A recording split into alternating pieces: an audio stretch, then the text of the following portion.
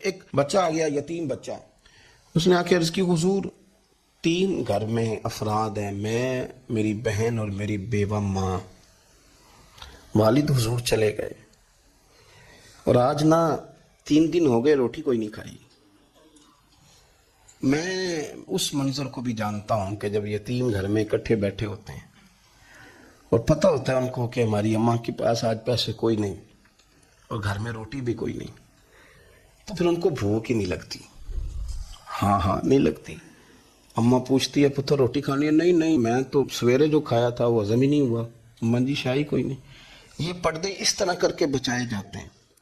ایک دوسرے کو تسلیاں دینا، ایک دوسرے سے پیار کا بڑھ جانا، ایک دوسرے کے لیے جذبات اور طرح کے بن جانا حکمت الہی کے تقاضے ہوتے ہیں. یا رسول اللہ صلی اللہ تعالی علیہ وسلم بیوہ ماں ہے، یتیم بہن ہے، 3 دن سے کھایا کچھ نہیں. قربان جائیں وہ گھر جہاں سے کائنات کھاتی ہے ساری. حضور نے فرمایا بلال جا کے ساری ازواج مطہرات سے پوچھ گھر میں کیا ہے. حضرت بلال کہتے ہیں میں سارے گھر ہی پوچھ آیا، ٹٹول آیا، ٹوٹل 21 کھجوریں نکلی. یہ 2 جہاں کے شاہ ہیں اور پاس کچھ رکھتے نہیں، 2 جہاں کی نعمتیں ہیں، ان کے خالی ہاتھ میں حضور کے سارے گھر کو میں ڈھونڈ 21 کھجوریں نکلی تو لا کے میں نے پیش کر دی تو حضور نے ڈائریکٹ اس کو نہیں دی، نبی پاک نے اپنے ہاتھ پہ رکھ لی. اور کہتے ہیں پھر حضور نے نا اپنا منہ مبارک قریب کیا کھجوروں کی. صحابہ خود فرماتے ہیں کہ یہ جو حضور نے منہ مبارک قریب کیا نا تو نبی پاک برکت کی دعا کر رہے تھے. 21 کھجوروں پہ برکت کی دعا ہوئی.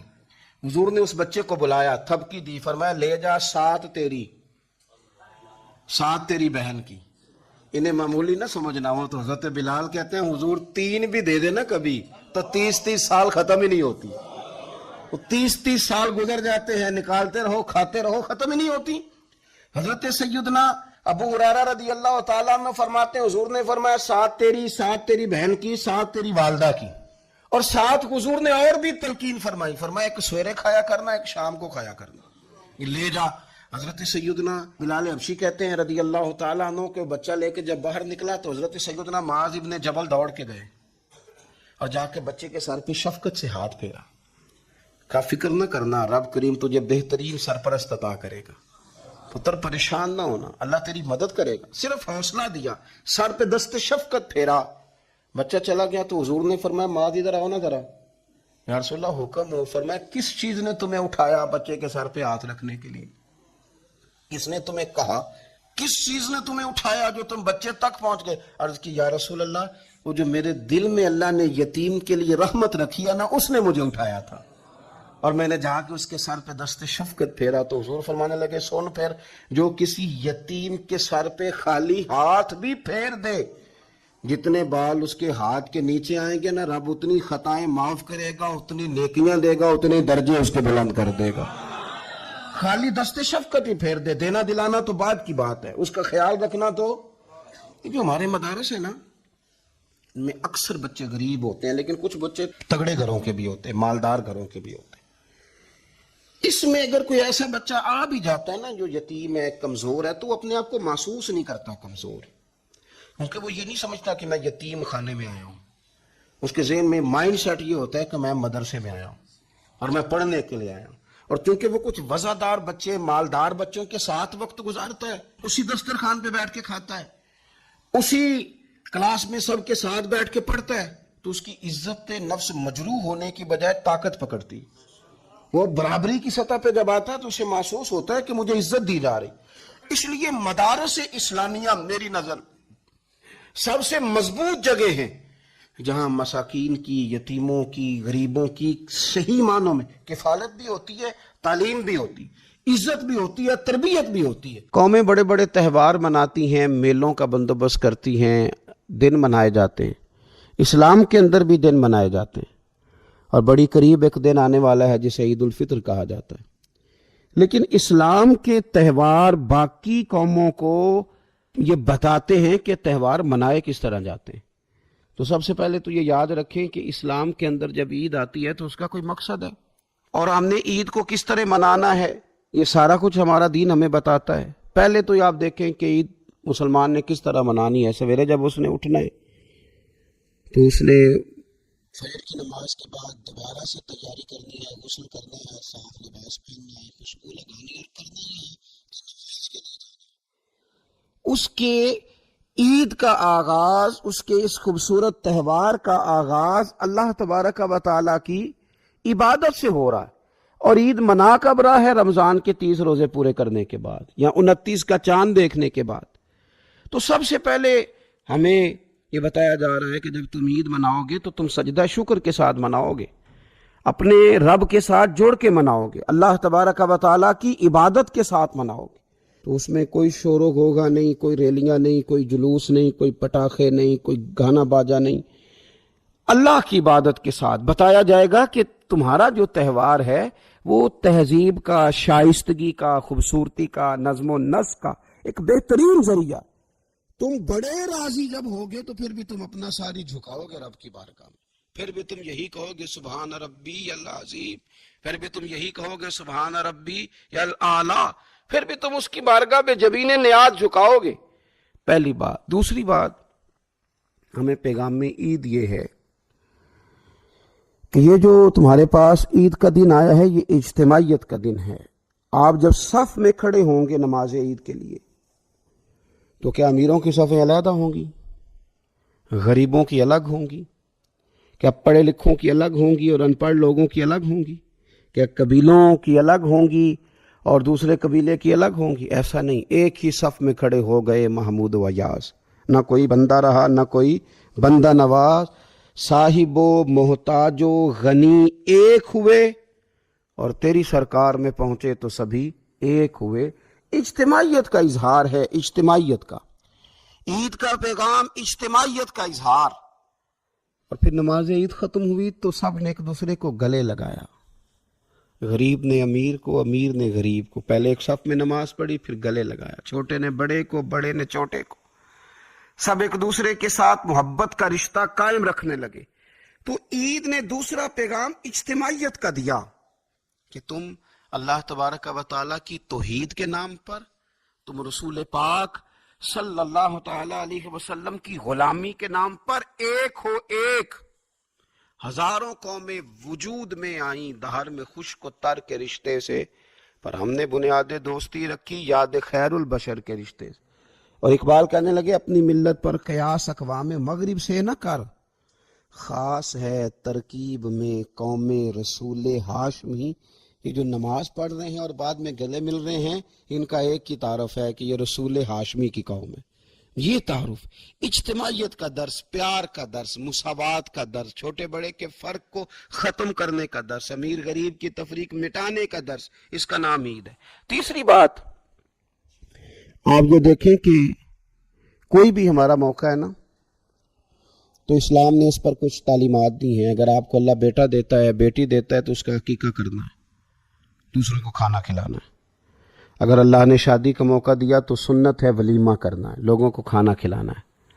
اگر بڑی عید کا موقع آیا ہے تو قربانی رکھ دی گئی ہے، آپ گوشت کریں گے، اس کا ایک حصہ رشتہ داروں کو دیں گے، ایک حصہ غریب نادار لوگوں کو دیں گے۔ اور عید کا موقع آیا تو صدقہ فطر رکھ دیا گیا چھوٹی عید پہ، اور صاحب نصاب پر زکوٰۃ بھی فرض کر دی گئی جو بالعموم رمضان میں ہی دی جاتی ہے۔ رمضان میں زیادہ تر مسلمان دینے کی کوشش کرتے ہیں۔ تو اس سے کیا ہوتا ہے کہ انسان اپنی خوشیاں دوسروں کے ساتھ بھی جوڑتا ہے، وہ اکیلے خوشی نہیں منا رہا، وہ دوسروں کے ساتھ اپنی خوشیوں کو جوڑ رہا ہے، غریب کو کھانا کھلا رہا ہے۔ اور نبی پاک صلی اللہ علیہ وسلم نے فرمایا وہ دعوت بڑی ملعون ہے، وہ بڑی لعنت والی دعوت ہے کہ کسی نے دعوت پکائی اور صرف امیروں کو دعوت دی جائے، غریبوں کو نہ دی جائے۔ سیاسی افطاریاں کرائی جائیں اور ولیمے پہ بھی اگر اپنے بیٹے کے بلایا جائے تو امیر لوگوں کو، سیاسی لوگوں کو، بڑے لوگوں کو دعوت دی جائے۔ دعوت تو خیر والی وہ ہے جس میں چھوٹا بڑا امیر غریب سب شریک ہو۔ تو عید کے موقع پر بھی یہ ضروری تو نہیں کہ ہم 6 جوڑے ہی بنوائیں، 3 جوڑوں سے بھی گزارا ہو سکتا ہے۔ اس طرف بھی تھوڑی توجہ کر لیں کہ جس گھر کے اندر 1 جوڑا بھی خریدنا مشکل ہے، یہ کوئی ضروری تو نہیں کہ 10 جوڑے ہی خریدے جائیں، 2 پہ بھی گزارا ہو سکتا ہے۔ 3 جوتے لینے کی بجائے 1 سے بھی عید گزر جاتی ہے، لیکن تھوڑی سی توجہ اگر غرباء کی طرف بھی کر لی جائے، مساکین کی طرف۔ یہ کل پرسوں خبر آ رہی ہے کہ ہمارے پنجاب میں ایک ایسا شہر بھی ہے جس میں باپ نے صرف اس لیے اپنے بچے नहर में फेंक दिए हैं कि उन्होंने ईद के लिए कपड़े मांगे थे। इस किस्म की दास्तानें जिस कौम के अंदर मौजूद हों तो वो कौम फिर किसी का ख्याल ही ना करे, वो सारा माल अपने ऊपर ही खर्च करना चाहे, उसे एहसास ही पैदा ना हो कि किसी और को भी ज़रूरत है। तो ईद हमें मौका देती है। बुजुर्गों ने लिखा है कि ये जो ईद पे कहा गया ना कि एक रास्ते जाओ और दूसरे रास्ते से वापस आओ, तो इसमें भी शायद एक हिकमत हमें ये भी नजर आती है कि कई दफा एक गली से गुजरे तो गुजरते वक्त ख्याल आता है कि यार ये घर ऐसा है, देख के पता चलता है कि जो गरीब है मुझे थोड़ा इनका ख्याल रखना चाहिए, फिर दूसरी साइड से वापस आओ। शायद तुम्हें घर बैठे याद ना आए और मकान देख के तुम्हें समझ आ जाए कि यहाँ तो शायद रोटी भी वक्त पे ना पकती हो, इतने गरीब हैं। तो इस्लाम ने हर चीज़ में हिकमत रखी, और सिर्फ ईद के मौके पे नहीं, मुस्तकिल आप गुरबा के, मसाकीन के सरपरस्त बनने की, मुआविन बनने की कोशिश करें, रस्मी तौर पर नहीं। पिछले साल ना ईद गुजरी तो मुझे एक दोस्त ने एक पंजाबी का शेर भेजा। उसने कहा हज़रत जी इसको ज़रा ज़रूर पढ़ें। तो शेर बड़ा अनोखा था। वो शेर क्या था? और राशन वंडन वाले ओ लोको, ओ राशन वंडन वाले ओ लोको, ओ ईदों बाद भी भुख लग दीजिए।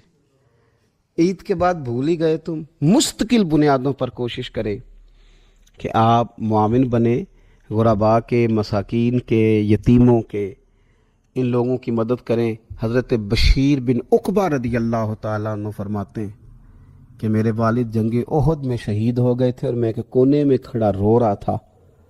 तो नबी पाक सल्लल्लाहु ताला अलैहि वसल्लम ने मुझे दिलासा भी दिया, दस्ते शफ़क़त भी रखा। तो मैंने कहा हुजूर मेरे वालिद चले गए तो क्या बनेगा?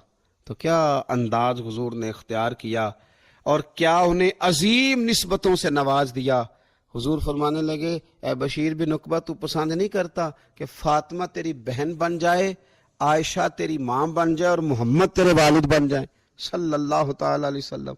मुस्तकिल तुझे रिश्ते ना दे दिए जाए, मुस्तकिल तुझे सहारा ना दे दिया जाए, मुस्तकिल बुनियादों पर ही तेरा ख्याल ना रखा जाए। तो ईद पर, रमज़ान में बिल उमूम और ईद के बाद भी कोशिश फरमाएं कि आप मुस्तकिल बुनियादों पर गुरबा और मसाकीन का ख्याल करें। अल्लाह तबारक व तआला हमें ईद के पैगाम को भी समझने की तौफीक अता फरमाए। आखिर दावा यानी अल्हम्दुलिल्लाह रब्बिल आलमीन। महंगाई बड़ी ज़ोर की हो गई, गरीब आदमी की आजमाइश बढ़ गई। हमेशा महंगाई से गरीब लोग मुतासिर होते हैं। अमीरों की तो चीज़ें महंगी हो जाती हैं, वो तो सिंगल उन्होंने जमा की होती है, महंगी होती हैं तो डबल में बेचते हैं। गरीब पिसता है। लेकिन दुख की बात यह है कि हम एक दूसरे का साथ नहीं देते। मकरूज ज़हनी अज़ियत का शिकार है। 3 दिन है ना ईद के, तो एक जोड़े से भी गुजारे जा सकते हैं। हमने इस ईद पे कोशिश करनी है कि हमारी गली में, हमारे मोहल्ले में, हमारे दाएं बाएं थोड़ा सफ़र करें, बच्चों को देखें, सरकारी स्कूल से निकलते बच्चों को देखें, मसाजिद मदारस से निकलते बच्चों को देखें। हम ना एक एक दो दो का साथ दें। ये जितनी सियासी जमातें काम कर रही हैं, जिनकी हुकूमत थी, जिनकी है, पता नहीं कल किसकी आएगी, मैं तो ज़ाती तौर पर इनसे पूरा मायूस हूँ। मुझे तो नहीं लगता कि जितने लोग आज तक हुकूमत कर चुके हैं, बार बार आते हैं या पिछली हुकूमत गई है, इनके पास कोई प्लान ही नहीं है। ये तो बेचारे एक दूसरे की टांगें खींचने के अलावा ना कुछ कर सके हैं, ना उम्मीद है कुछ करेंगे। लेकिन गरीब की तकलीफ बढ़ गई है। मेरे पास 20 लोग आते हैं, आते तो वो दुआ का कहने हैं, आते तो सिर्फ ये बताने हैं कि इस मुश्किल में हूँ, दुआ करना। लेकिन दोस्तों, लोगों की बातें सुन के बड़ी तकलीफ होती है। हम क्या किसी की मदद कर सकते हैं? हमारे लिए तो मदारस चलाने मुश्किल हैं, लेकिन लोग अज़ियत का शिकार हैं। ज़हनी कर्ब के नीचे लोग आ गए, इतनी बड़ी अज़ियतें खड़ी कर दी गई हैं। थोड़ा थोड़ा देखो, 2 का खाना 3 भी तो खा ही सकते हैं ना, 3 का खाना 4 भी तो खा ही सकते हैं ना। मेरे महबूब ने हमें ये नहीं कहा था ज़्यादा गोश्त पकाना, बल्कि रसूल पाक ने तो रंग ही बड़ा सादा दिया है। करीम ने फरमाया, आयशा शोरबा ज़रा ज़्यादा कर लो, पड़ोसियों को भी सालन दे देंगे। थोड़ा शोरबा ज़्यादा कर लो, इसी को बढ़ा लो, थोड़ा शोरबा बढ़ा लें, थोड़ा थोड़ा एक दूसरे की मदद करें, दस्ते शफ़क़त रखें। गलियों में सुनसान लोग, अब तो लोग एक दूसरे से दुख भी नहीं कहते, वो कहते हैं देना किसी ने है कुछ नहीं, और तमाशा अलग से बन जाएगा। दोस्तों, हमने खुद एक दूसरे का हाथ बटाना है।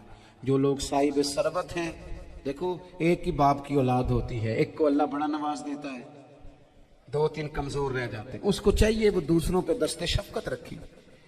ایک گلی میں سارے لوگ ایک ہی قبیلے کے، ایک ہی علاقے کے، ایک آگے نکل گیا ہے، اسے چاہیے وہ دوسروں کا خیال کرے۔ یہ ضروری نہیں کہ سامنے والا آپ کا شکریہ بھی ادا کرے۔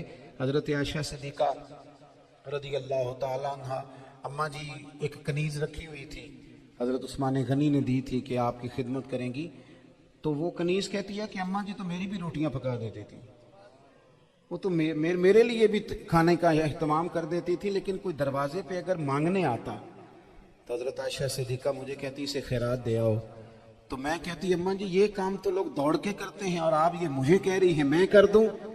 تو حضرت عائشہ فرماتی جب کوئی بندہ کسی کو دیتا ہے تو وہ شکریہ ادا کرتا ہے، میں چاہتی ہوں وہ شکریہ بھی تیرا ہی ادا کر جائے، میں نے جو اجر لینا ہے وہ رب کی بارگاہ سے لینا ہے۔ تو ہمارے ہاں کچھ لوگ سمجھتے ہیں کہ سخاوت صرف رمضان میں ہی کرنی ہے، اور رمضان میں ثواب زیادہ ہے، ورنہ راشن ونڈن والے لوگ کو عیدوں بعد بھی بھوک لگ دیجئے، عید کے بعد بھی اسی طرح ہی غریب کے ساتھ پیٹ ہوتا ہے، لیکن توجہ نہیں۔ علم کا لغوی معنی جاننے کے ہوتے ہیں۔ علم حاصل کیا جاتا ہے کسی چیز کی معرفت کو حاصل کرنے کے لیے۔ جب ہم کوئی علم حاصل کرتے ہیں تو ہم یہ چاہتے ہیں کہ ہمیں اس چیز کے نفع اور نقصان کا پتہ چل جائے، اور جب ہم دینی علم حاصل کرتے ہیں تو اس کا مقصد یہ ہوتا ہے کہ ہمیں رذائل اور خسائل ان دونوں کی خبر ہو جائے، خیر کیا ہے شر کیا ہے اس میں تمیز کا ملکہ ہمیں نصیب ہو جائے، اچھائی اور برائی کھل کر ہمارے سامنے واضح ہو جائے، یہ مقصود ہوتا ہے علم سے۔ علم سے، تعلیم سے مقصد زیادہ باتیں کرنا نہیں ہوتا۔ ایک آدمی بہت زیادہ باتیں کرتا ہے تو شاید بڑا عالم ہے، ایک شخص بہت زیادہ گفتگو کرتا ہے تو اس کے پاس معلومات زیادہ، ایسا نہیں، بلکہ حضرت عبداللہ ابن مسعود رضی اللہ تعالیٰ عنہ سے جب کسی نے پوچھا تھا کہ بڑا عالم کون ہوتا ہے، تو آپ فرمانے لگے جو رب سے زیادہ ڈرے وہ بڑا عالم ہے، اور دلیل انہوں نے یہ دی کہ اللہ کریم نے قرآن مجید میں فرمایا ہے کہ انما یخشی اللہ من عبادہ العلماء، اللہ کے بندوں میں سے جو عالم ہیں وہ رب سے ڈرتے ہیں۔ تو دینی تعلیم، اس کی معلومات حاصل کرنے کی کوشش کریں، صحیح کریں۔ قرآن مجید کی ایک آیہ کریمہ کا کچھ حصہ جو میں نے تلاوت کیا، اس میں اللہ کریم نے فرمایا اپنے محبوب سے، کہا وَقُلْ رَبِّ زِدْنِي عِلْمًا، اے محبوب آپ میری بارگاہ میں یہ دعا مانگیں، آپ یہ عرض کریں کہ اے رب میرے علم میں اضافہ کر دیں، اے مالک میرے علم میں اضافہ کر دیں۔ بہت ساری چیزیں ایسی ہوتی ہیں جن کی زیادتی ٹھیک نہیں ہوتی، وہ زیادہ ہو جائیں تو نقصان کرتی ہیں، لیکن علم ایک ایسی چیز ہے کہ جس کے بارے میں رب کریم نے کہا کہ محبوب آپ دعا مانگیں کہ آپ کو زیادہ علم دیا جائے۔ اور پھر علم ایک ایسی چیز ہے کہ کوئی بھی آدمی یہ دعویٰ نہ کرے کہ میں نے بڑا حاصل کر لیا ہے، میری اب تکمیل ہو گئی ہے، میں اب مکمل ہو گیا ہوں۔ جن کو اللہ نے غیب کے خزانوں کی کنجیاں دی ہیں نا، ان سے بھی رب کریم نے کہا ہے کہ محبوب آپ دعا کریں کہ مالک میرے علم میں اضافہ کر دے۔ تو جب وہاں تک یہ بات ہے تو پھر عام آدمی کو بھی چاہیے کہ وہ اپنی معلومات میں اضافے کا شوق پیدا کرے۔ اور تیسری بات یہ کہ جو حضور کے علم شریف پر بات کرتے ہیں وہ بھی اس آیت سے سیکھیں کہ حضور کا علم تو ہر روز رب اس میں اضافہ فرما رہا ہے، تو ہر روز اضافہ ہو رہا ہے، وَلَلْآخِرَةُ خَيْرٌ لَكَ مِنَ الْأُولَىٰ، ہر روز ترقی ہو رہی ہے حضور کے علم شریف کی بھی۔ تو ہمارے ہاں زیادہ تر لوگ بات اس لیے سیکھتے ہیں کہ میں کوئی کہیں سے مسئلہ سیکھوں گا پھر جا کے اپنی مسجد کے امام کو تنگ کروں گا کہ وہاں تو میں یہ سن کے آیا ہوں تو یہاں یہ کام کیوں نہیں ہوتا، میں کوئی بات سیکھوں گا تو پھر میں اس سے بحث کا دروازہ کھولوں گا۔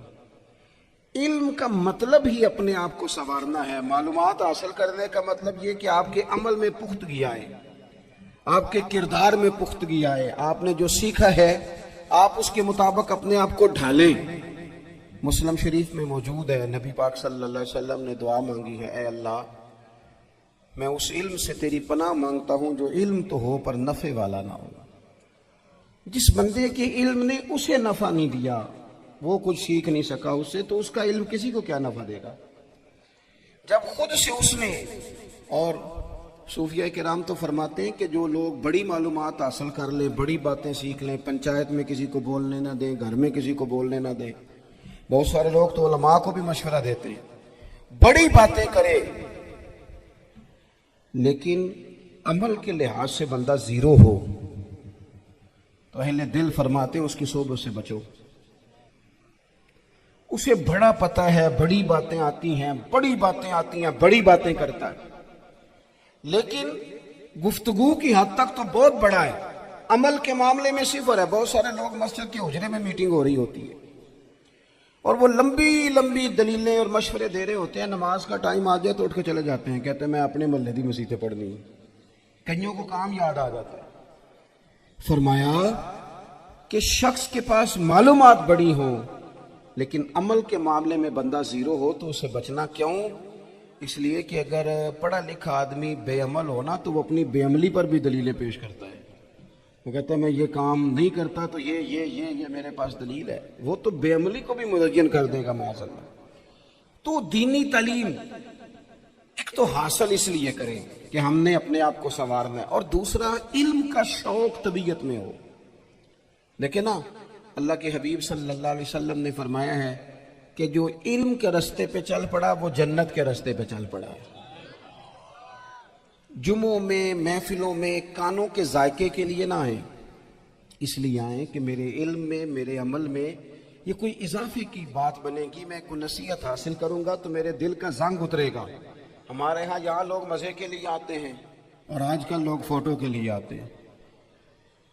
ان دو کاموں سے نکل کر خالص اصلاح کی نیت سے علم کا شوق، ہمارے ہاں تیزی سے ایک حرکت کی گئی، علماء کا وقار خراب کیا گیا اور لوگوں کو دینی علوم سے دور کیا گیا، اور اس میں بعض بیچارے واعظین اور خطباء نے بھی کردار ادا کیا جب جعلی پیر کی تعریفیں کھول کے کی، اور اسے پتہ نہیں کہاں تک یہ اسٹیج ہوتے ہیں نا، ان میں کوئی بندہ اچھا لگے بھی تو اس کے لیے دعا کرنی چاہیے، تعریفیں نہیں کرنی چاہیے۔ تعریفیں اس کا کوئی فائدہ نہیں ہے، اس بندے کو تو دعا کا فائدہ ہے، اگر آپ کو اچھا لگ رہا ہے تو اسے دعا دیں، اس سے زیادہ کچھ نہیں کریں۔ اور ہمارے ہاں جناب وہ نقیب محفل بیچارے کی شامت آ جاتی ہے اگر تعریفیں تھوڑی کرے تو کہتے ہیں انہوں تو نام ہی نہیں لینا ہوں گا، اور بھائی اس کے نام لینے سے آپ کا قد اونچا ہوتا ہے۔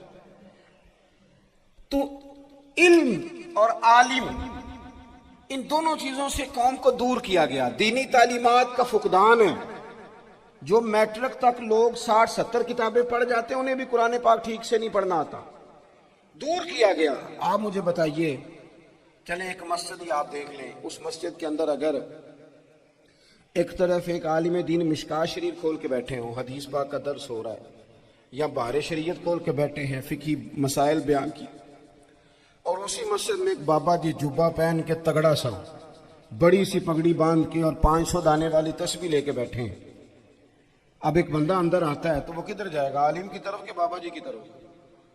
وہ کیوں جا رہا ہے بھلا بابا جی کی طرف؟ وہ اس لیے کہ ہم نے اسے یہ بتایا ہی نہیں کہ جس طرح سبحان اللہ سبحان اللہ سبحان اللہ پڑھنا عبادت ہے نا، اسی طرح دارابا پڑھنا بھی عبادت ہے۔ اسے ہم نے بتایا نہیں کہ جب تک علم کے رستے میں رہنا بھی عبادت ہے، جب تک اسے یہ سمجھ نہیں نہ آئے گی کہ جس طرح وظائف کی کتاب پڑھنا عبادت ہے اسی طرح مشکات شریف پڑھنا بھی عبادت ہے، حدیث بخاری کا درس لینا بھی عبادت ہے، مسلم شریف کی احادیث پر اپنے اساتذہ سے بیٹھ کر دروس پانا بھی عبادت۔ جب تک یہ پورا مزاج دیکھیں نا، نبی پاک صلی اللہ علیہ وسلم نے فرمایا رات کی ایک گھڑی بھر دین سیکھ لینا ساری رات نفل پڑھنے سے بہتر ہے۔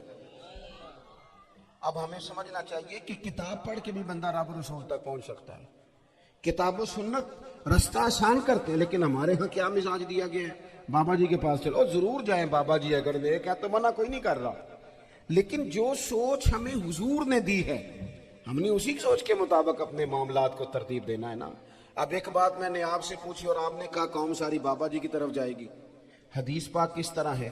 اللہ کے محبوب مسجد شریف میں تشریف لائے, دونوں جانب لوگوں کے حلقے بنے ہوئے ہیں, لوگ بیٹھے ہوئے ہیں. ایک حلقے میں لوگ اللہ کی یاد کر رہے ہیں, ذکر ہو رہا ہے.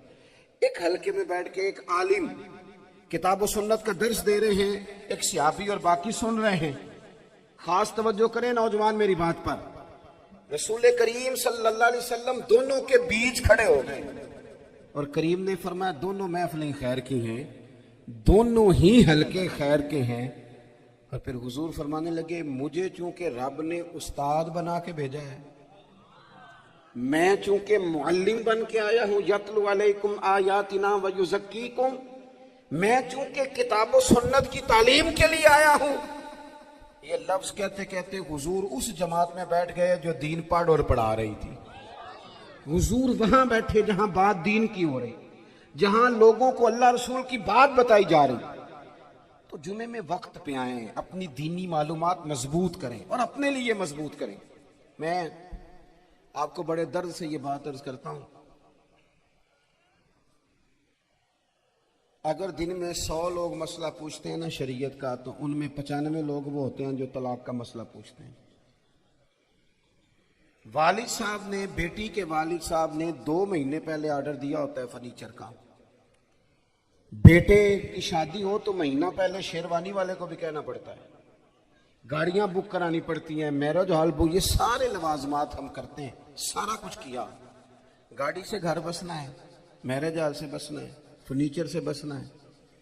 ہم نے سارا کچھ ان کو بتایا, لیکن کاش 2 گھنٹے بچی کسی معلمہ کے پاس جاتی, بچہ کسی استاد کے پاس جاتا, نکاح طلاق کے مسئلے بھی سیکھتے. میں دعوے سے کہتا ہوں اگر ہمیں پتہ چل جائے کہ 3 طلاقیں اکٹھی نہیں دینی چاہیے, کیونکہ دے دیں تو ہو جاتی ہیں, اگر ہمیں سمجھ آ جائے کہ نہیں دینی چاہیے, یہ مسئلہ بیان ہو, اور یہ والے مسئلے ہم محفلوں میں بھی نہیں بیان کر سکتے, اس لیے کہ لوگ کہیں گے مسئلہ تو وہ بیان کریں گے اس پہ نعرے لگیں گے.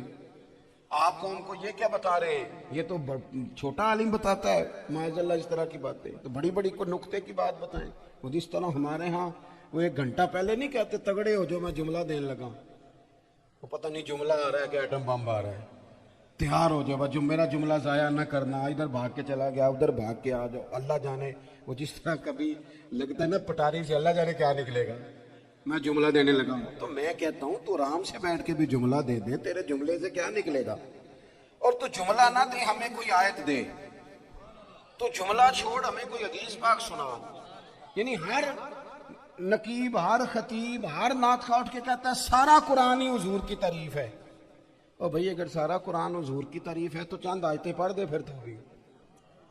تو نے پڑھی تو ایک بھی نہیں اور تو کہتا جا رہا ہے سارا قرآن ہی حضور کی تعریف ہے.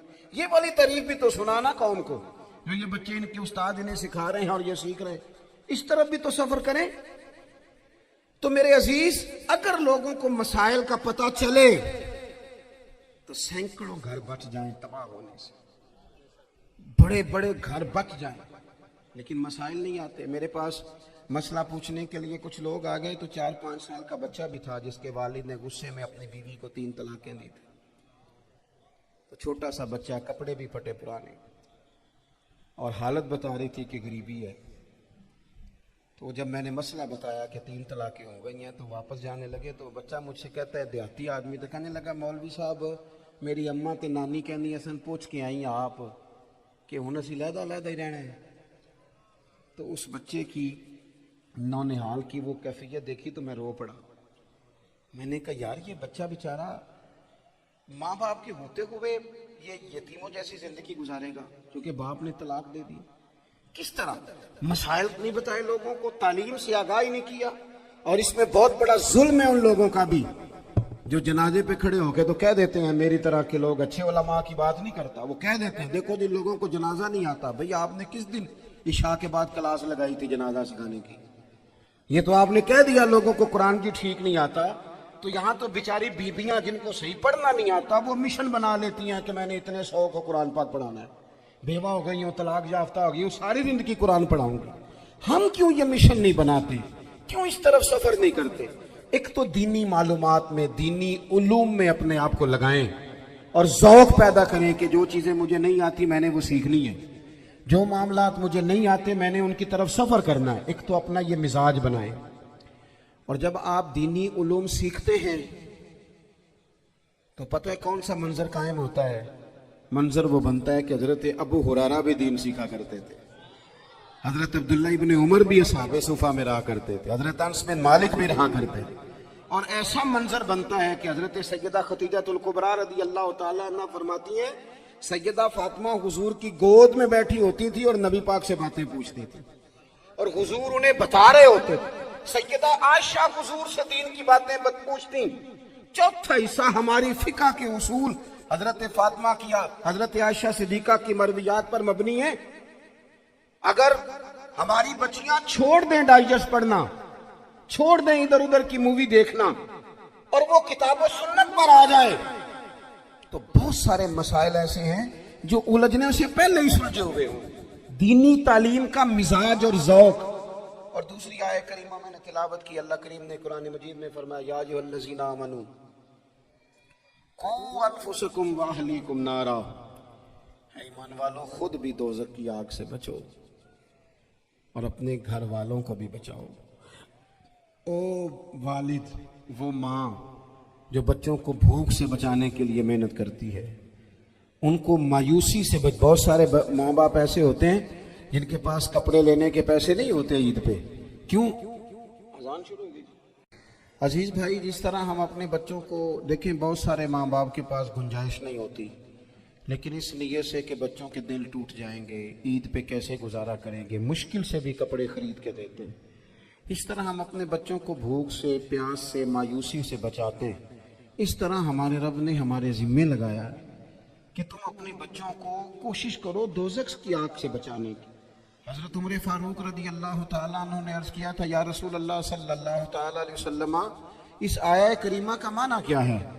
تو محبوب کریم علیہ السلام نے فرمایا عمر، جن چیزوں کا اللہ تمہیں حکم دیتا ہے تم اپنے گھر والوں کو ان چیزوں کا حکم دو، جن چیزوں سے رب رسول تمہیں منع کرتے ہیں اپنے گھر والوں کو ان سے روکو، اپنے گھر کے اندر نفاذ دین کرنے کی کوشش کرو۔ میرے بھائی، بہت زیادہ آزمائش ہے ہمارے گھروں میں، بے چینیاں ہیں، اضطراب ہے، بچوں میں سختی ہے، بہن بھائی ایک دوسرے کے ساتھ لڑتے ہیں، مزاجوں میں تلخی آ گئی۔ کیوں بھلا؟ اس لیے کہ ماں باپ کو جو بہترین کردار اور جو حسین طریقہ گھر میں اپنانا چاہیے تھا، بچے تقریر باہر سے سنتے ہیں لیکن وہ فالو اپنے ماں باپ کو کرتے ہیں۔ اگر ماں باپ میں حوصلہ ہو، صبر ہو، اطمینان ہو، خودداری ہو، تھوڑے پر گزارا کرنے کا مزاج ہو۔ دیکھیں نا، آج ڈپریشن ہے، ٹینشن ہے، پینکس اٹیکس ہیں، بڑی ساری چیزیں آ گئی ہیں۔ کیوں بھلا؟ صبر نہیں، تحمل نہیں، بردباری نہیں۔ آزمائے ایک دن ایک بچہ میرے پاس آ گیا مدرسے کا اور آ کے وہ رونے لگا۔ میرے گھر والے کہنے لگے کھانا چھوڑ دیں، پہلے اس کی بات سن لے۔ میں نے کہا پتر کیا ہوا؟ کسی نے مارا ہے کسی استاد نے؟ کہنے لگے نہیں حضرت، گھر فون کیا تھا تو میری اماں اور ابا کی لڑائی ہو رہی ہے۔ بچہ کانپ رہا، ٹانگیں کانپ رہی۔ میں نے کہا کیا ہو کیا گیا تمہیں پتر؟ لڑائی ہو رہی ہے تو گھروں میں ہو ہی جاتی ہے۔ کہنے لگے نہیں، آپ کو پتہ نہیں، وہ بڑا سخت لڑتے ہیں۔ میرے والد جب میری والدہ کو مارنے کے لیے آگے بڑھتے ہیں تو ہم سارے چارپائیوں کے نیچے چھپ جاتے ہیں، ہمیں خوف آتا ہے، وہ منظر خطرناک ہوتا ہے۔ یہ کون تکلیف دے رہا ہے اپنے بچوں کو؟ یہاں بیٹھے ہمارے ہاں میلوں دور رہتے تھے اس کے گھر والے، تو وہ تکلیف میں تھا، تو گھر میں کیا کیفیت ہوگی؟ اگر حوصلہ ہو، صبر ہو، قناعت ہو، اللہ کے دیے ہوئے تھوڑے رزق پر ہمیں راضی رہنا آتا ہو، ہمارے گھروں میں سکون آئے، اطمینان آئے، ہم جو زندگی بڑی خوشی خوشی گزار سکتے ہیں۔ ہمارے مزاجوں کا لالچ، ہماری طبیعتوں کی بے رہ روی، ہماری جھوٹی انا کا بت، ان ساری چیزوں کو ختم کر دیتا ہے۔ اپنی زندگی کے اندر اگر ہم وہ کردار اپنے بچوں کو دیں، جس کردار میں موبائل بھی ہو، جس میں گاڑی بھی ہو، جس میں پیسے بھی لا کے ابا دراز میں رکھتا ہو، لیکن والد کا گھر میں مصلی بھی موجود ہو، اس کی کوئی تسبیح بھی ہو، وہ یہ بھی کہتا ہو کہ خدا نے اپنے فضل سے آج 5000 دیا ہے تو اس میں 1000 غریبوں کا بھی ہے، اس میں تھوڑا سا میں نے اللہ کی رضا کے لیے بھی رکھا ہے، اگر کوئی مشکل آ جائے تو وہ باپ اور ماں کو صبر کرتا ہوا دیکھتے ہو. اگر ایک باپ کر بات کرے تو دوسرا برداشت کرتا ہو. خدا را اپنی اولادوں کو اس اذیت کا شکار نہ کرو. اپنے گھروں کے اندر وہ خودداری، وہ پیار، وہ وقار، وہ محبت، وہ انداز. آپ تھکے ہوئے ہیں، کوئی شک نہیں. آپ بہت سارے مسائل کا باہر شکار ہوں گے، کوئی شک نہیں. لیکن آپ باہر سے تھک کے آئے ہیں، اور اگر آپ باہر اپنی فیکٹری کے مالک ہیں اور دفتر کے بڑے ہیں تو گھر میں بھی تو آپ بڑے ہیں نا. آپ کی ماں بھی تو انتظار کر رہی ہے، اس نے بھی تو دکھڑا سنانا ہے نا آپ کو. آپ یہ دیکھیے کہ آپ کے بچے بھی تو انتظار کر رہے ہیں. وہ چاہتے ہیں کہ ابا آ کے بیٹھے تو ہم ان کے سینے پہ چڑھ کے تھوڑا کھیلیں. آپ کی اہلیہ منتظر ہیں. کچھ باتیں بیوی کسی اور سے نہیں کہہ سکتی، صرف اپنے شوہر سے کہتی ہے. لیکن وہ تو آتے ہی جلال میں آ گئے صاحب. وہ کہنے لگے تو بڑی نالائق ہے، میں تھکا ماندہ آیا ہوں اور تو نے مجھے کہانی سنا دی ہے. وہ اس خاتون سے شدت کے ساتھ پیش آنے لگے. میرے رسول پاک کی حیات نور کو دیکھو. حضرت ام ایمن حضور کی رضائی والدہ ہیں، ان کی بھی خدمت ہو رہی ہے. حضرت حلیمہ سعدی آ رہی ہیں تو خدمت ہو رہی ہے. حضرت عباس حضور کے چچا ہیں تو کریم فرماتے ہیں میرے چچا ہیں باپ کی جگہ پہ. حضور دوست احباب صحابہ غلاموں سب کے ساتھ پیار کر رہے ہیں. 9 ازواج مطہرات ہیں گھر کے اندر. اور کیفیت یہ ہے کہ حضور صرف ان کی ضرورتوں کا ہی خیال نہیں کرتے، خواہشات کا ہی خیال نہیں کرتے، بلکہ میرے کریم کا طریقہ یہ ہے کہ کوئی بندہ آج بول کیا رہا ہے، وہ کہاں کھڑا ہے آج، اس کے جملے کس طرح کے ہیں، اس کا لہجہ کس طرح کا ہو گیا ہے اور اسے ٹھیک کیسے کرنا ہے. محبوب اس کا خیال فرماتے، توجہ کرتے. میں کہتا ہوں کہ ہم سب کو شوق آیا ہے آرام کرنے کا. میں صبح 11 بجے سے پہلے اپنے گھر سے نکل آیا تھا اور یہ وقت آ گیا ہے اور رات کو خدا جانے کس وقت گھر پہنچنا ہے. کئی دفعہ کیفیت یہ ہوتی ہے کہ گاڑی سے اترتے ہیں تو پھر دل کرتا ہے کہ کوئی اٹھا کے چلائے نہ کبھی. اس کے باوجود بہت سارے لوگ ناراض رہتے ہیں کہ ہم سے مل کے نہیں گئے، فوٹو نہیں کھنچوا کے گئے، فلانی جگہ چائے نہیں پی کے گئے. یہ تسلسل ہے. لیکن میں جتنا مرضی تھکا ماندہ گھر جاؤں گا نا، کبھی ایسا نہیں ہوا کہ میں گھر جاؤں تو بڑی ٹینشن میں جاؤں. میری گھر والے ایک دن مجھ سے کہنے لگی آپ نے کبھی نہیں کہا کہ میں تھکا ہوا آیا. بندہ تھک بھی تو جاتا ہی ہے نا، کبھی کہاں کرے نا. میں نے اسے کہا پتہ کیوں نہیں کہتا؟ اس لیے نہیں کہتا کہ میں نہیں چاہتا کہ میرے بچے یہ کہیں کہ ہم نے دین نہیں پڑھنا، ہمارا باپ تو بڑی مشکل میں ہے. ہم اپنے کام کے بارے میں اپنے گھر میں شکوے کرتے ہیں. آپ کسی بچے سے پوچھ لیں کون سا کام کرنا ہے، کہنا جڑا ابا جی کر دے رہے ہیں وہ نہیں کرنا. کیوں کہ ابا جی ہر روز تو کہتے ہیں میں بڑا الجھ گیا ہوں، یہ کام بڑا مشکل ہے. میں چاہتا ہوں کہ میں اپنے بچوں کو یہ بتاؤں کہ پتر میں تو جدھر جاتا ہوں پھول ہی پھول ہیں، میں تو جدھر سے گزرتا ہوں محبت ہی محبت ہے، میں تو جدھر سے دیکھتا ہوں دعائیں ہی ملتی ہیں، تاکہ ان کا شوق پیدا ہو. میرے عزیز آپ تھوڑا سا دل بڑا کریں. اگر آپ ایک کی وجہ سے پورا گھر سکون میں آ جاتا ہے تو آپ دل بڑا کیوں نہیں کرتے؟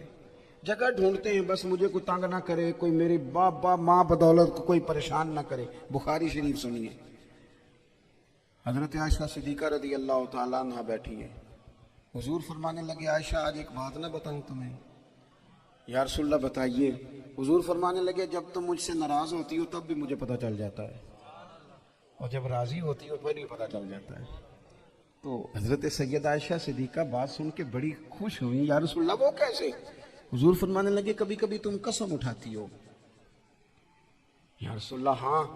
فرمایا جب ہوتی ہو نا راضی خوش تو پھر کہتی ہو مجھے رب محمد کی قسم صلی اللہ علیہ وسلم. پھر تم میرے نام کے ساتھ رب کریم کا نام ملا کے قسم اٹھاتی ہو رب محمد کی قسم. یا رسول اللہ بالکل ایسے ہی ہے. اور فرمایا جب تمہارے دل میں کوئی بات ہوتی ہے نا تو پھر تم کہتی ہو مجھے رب ابراہیم علیہ السلام کی قسم.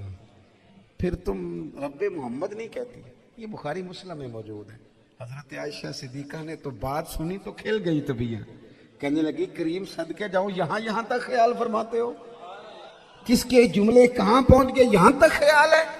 فرمایا مجھے پتہ چل جاتا ہے کہ تمہاری کیفیت کیا ہے، کہاں کھڑی ہو. اور بھئی ہم تو اپنی ماں کا بھی خیال نہیں رکھتے. हमारा बाप कहाँ बेचारा खड़ा है, वो तो इंतजार में था कि कोई 10 मिनट मेरे पास बैठेगा, तवज्जो ही नहीं, जज्बात का ख्याल ही नहीं। हजरत आयशा सिद्दीक़ा बात सुन के अर्ज करने लगी, या रसूल अल्लाह, मुझे रब्बे मोहम्मद की कसम हो, मैं सिर्फ नाम छोड़ती हूँ, मेरे दिल में हर वक्त मदीने वाले महबूब ही रहते हैं, नाम ही छोड़ती हूँ सिर्फ, वो मेरे दोस्त थोड़ा सा जाए। और दूसरा अर्ज करूंगा, दौलत अगर बहुत आली चीज होती ना, बहुत कीमती, तो सबसे ज्यादा सैयदा आयशा के घर में होती। अगर पैसों से ही सुख आता तो पैसे सबसे ज्यादा हजरत फातिमा ज़हरा के काशाना नूर में होते। ओ मेरे भाइयों, सोना वक्त मोहब्बतों से गुजारा जा सकता है। ओ भाई, मैंने तो अपने घर में ये देखा कि मेरे वालिद साहब गर्मी आती तो फरमाते, ओ लो भाई, तुहानू परवाह नहीं, मैं तुहाडे पड़ोले च दाने पा दिते ने ते तुहाडी मां ने मर्तबा ने अचार पा दिता है, लो अब तुम्हें कहीं जाने की जरूरत नहीं पड़ेगी। इसमें भी वक्त बड़ा अच्छा गुजरता था, इसमें भी टाइम बड़ा अच्छा। 6 खाने खा के बच्चे नखरे कर रहे हैं। मैंने अपने वालिद साहब से एक दिन कहा, मैं क्या अब्बा जी तुहानू पसंद की है? फरमान लगे, पुत्र जे तो लगी होवे भुख फिर ते हर शाही, और अगर भूख ना हो तो फिर नखरे नखरे हैं, फिर क्या पसंद होना है? तबीयत नहीं। अपने घरों में, अपने दोस्तों में इत्मीनान पैदा करें, इस तरह से बाहर आए। और एक बात और अर्ज करनी है, याद रखना, तकरीर बाहर चलती है, घर में नहीं चलती। घर में अमल चलता है। घर जाके आप लेक्चर देना, नमाज पढ़ा करो, नमाज पढ़ा करो, नमाज पढ़ा करो, नमाज पढ़ा करो, तो कोई नहीं पढ़ते घर वाले।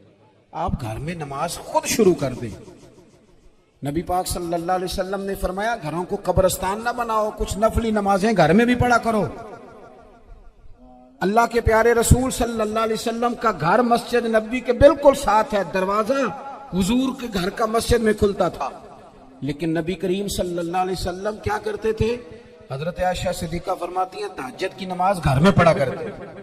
घर में हुजूर तहज्जुद की नमाज पढ़ते, अगरचे घर में दुश्वारी थी। कुछ इबादत, कुछ नमाजें घर के अंदर भी इंसान पढ़े। आखिरी गुजारिश आप हजरात से करनी है, इतना बड़ा मजमा है, इतने सारे लोग तशरीफ लाए हैं, एक गुजारिश आप हजरात की खिदमत में रख के बस मैंने बात को समेटना है। 2 बातें मैंने आपकी खिदमत में अर्ज की हैं। एक तो दीनी इल्म का ज़ौक़ पैदा करें, और दूसरा अपने घरों में थोड़ा ठहराव लाएं। थोड़ा सा अपने, ये बच्चों के दस्तार फजीलत का इज्तिमा था, इसलिए मैंने ये बात अर्ज़ की, अपने घरों में थोड़ा हौसला कनात लाएं। हज़रत आयशा सिद्दीक़ा रज़ी अल्लाह तआला अन्हा फरमाती हैं, ऐसा नहीं था कि हमारे घर के अंदर माल नहीं आता था, अल्लाह के फजल से बड़ा कुछ आता था, लेकिन फरमाती हम इसार कर दिया करते थे। हुजूर का मिजाज इसार कर देने का है। याद रखना, शम्मा से अगर कई शम्मे जल जाएं तो इसकी रोशनी में कभी कमी नहीं आती। हजारों दिए भी जल जाएं तो ये दिए मांद नहीं पड़ते। महंगाई बड़ी जोर की हो गई, गरीब आदमी की आजमाइश बढ़ गई। हमेशा महंगाई से गरीब लोग मुतासिर होते हैं। अमीरों की तो चीज़ें महंगी हो जाती हैं, वो तो सिंगल उन्होंने जमा की होती हैं, महंगी होती हैं तो डबल में बेचते हैं। गरीब पिसता है। लेकिन दुख की बात यह है कि हम एक दूसरे का साथ नहीं देते। मकरूज ज़हनी अजियत का शिकार है। 3 दिन है ना ईद के, तो एक जोड़े से भी गुजारे जा सकते हैं, एक से भी। अक्सर लोग तो वैसे ही ईद की नमाज पढ़ के सो जाते हैं, और जो बेदार भी हैं वो भी कपड़े बदल करके जानवर के ज़िबा में मशगूल हैं। हमने इस ईद पे कोशिश करनी है कि हमारी गली में, हमारे मोहल्ले में, हमारे दाएं बाएं थोड़ा सफ़र करें, बच्चों को देखें, सरकारी स्कूल से निकलते बच्चों को देखें, मसाजिद मदारस से निकलते बच्चों को देखें। हम ना एक एक 2-2 का साथ दें। ये जितनी सियासी जमातें काम कर रही हैं, जिनकी हुकूमत थी, जिनकी है, पता नहीं कल किसकी आएगी। मैं तो ज़ाती तौर पर इनसे पूरा मायूस हूँ। मुझे तो नहीं लगता कि जितने लोग आज तक हुकूमत कर चुके हैं, बार बार आते हैं या पिछली हुकूमत गई है, इनके पास कोई प्लान ही नहीं है। ये तो बेचारे एक दूसरे की टांगें खींचने के अलावा ना कुछ कर सके हैं, ना उम्मीद है कुछ करेंगे। लेकिन गरीब की तकलीफ बढ़ गई है। मेरे पास 20 लोग आते हैं, आते तो वो दुआ का कहने हैं, आते तो सिर्फ ये बताने हैं कि इस मुश्किल में हूँ, दुआ करना। लेकिन दोस्तों, लोगों की बातें सुन के बड़ी तकलीफ होती है। हम क्या किसी की मदद कर सकते हैं? हमारे लिए तो मदारस चलाने मुश्किल हैं, लेकिन लोग अजियत का शिकार हैं, ज़ेनी कर्ब के नीचे लोग आ गए, इतनी बड़ी अज़ियतें खड़ी कर दी गई हैं। थोड़ा थोड़ा देखो, 2 का खाना 3 भी तो खा ही सकते हैं ना, 3 का खाना 4 भी तो खा ही सकते हैं ना। मेरे महबूब ने हमें ये नहीं कहा था ज्यादा गोश्त पकाना, बल्कि रसूल पाक ने तो रंग ही बड़ा सादा दिया है। करीम ने फरमाया, आयशा शोरबा जरा ज्यादा कर लो, पड़ोसियों को भी सालन दे देंगे, थोड़ा शोरबा ज्यादा कर लो, इसी को बढ़ा लो, थोड़ा शोरबा बढ़ा लें, थोड़ा थोड़ा एक दूसरे की मदद करें, दस्ते शफकत रखें। गलियों में सुनसान लोग, अब तो लोग एक दूसरे से दुख भी नहीं कहते हैं, वो कहते हैं देना किसी ने है कुछ नहीं, और तमाशा अलग से बन जाएगा। दोस्तों, हमने खुद एक दूसरे का हाथ बटाना है। जो लोग साहिब सरबत हैं, देखो एक ही बाप की औलाद होती है, एक को अल्लाह बड़ा नवाज देता है, 2-3 कमजोर रह जाते हैं, उसको चाहिए वो दूसरों पे दस्ते शफकत रखे। एक गली में सारे लोग एक ही कबीले के, एक ही इलाके के, एक आगे निकल गया है, उसे चाहिए वो दूसरों का ख्याल करे। अजीज भाइयों, हमने इस कमर तोड़ महंगाई के दौर में, मैंने जुमे में अमीर लोगों से कहा था कि कुर्बानियां करनी तो है ही, तो तुम तो सारा साल गोश्त खाते हो। क्या आपको बताऊं कि हम उस वतन में रहते हैं, यहाँ फ्रिज और फ्रीजर बड़ी इससे पहले ज्यादा बिकते हैं। फ्रिज नहीं ले आओ, बड़ी ले आओ, क्योंकि गोश्त सेव करना है, सारा साल भी तो मिलता है ना अमीरों।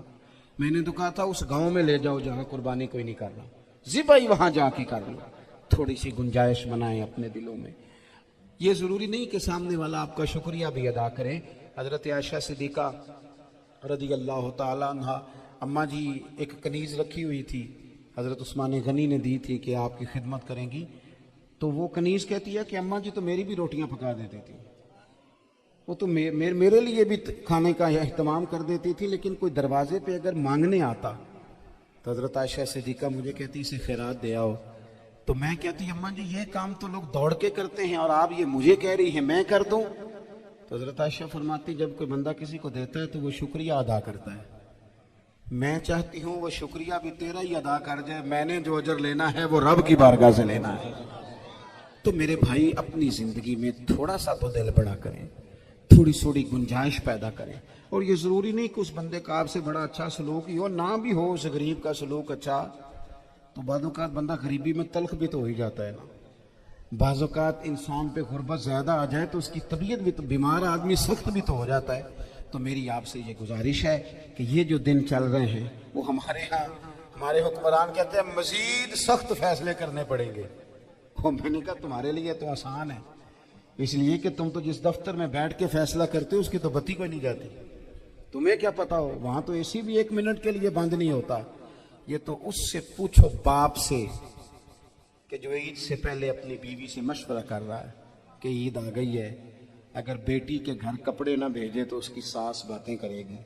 ये छोटी ईद गुजरी थी ना, तो हमारे यहाँ कुछ लोग समझते हैं कि सखावत सिर्फ रमज़ान में ही करनी है, और रमज़ान में सवाब ज़्यादा है, वरना राशन वंडन वाले लोग को ईदों बाद भी भूख लग दीजिए, ईद के बाद भी उसी तरह ही गरीब के साथ पेट होता है, लेकिन तवज्जो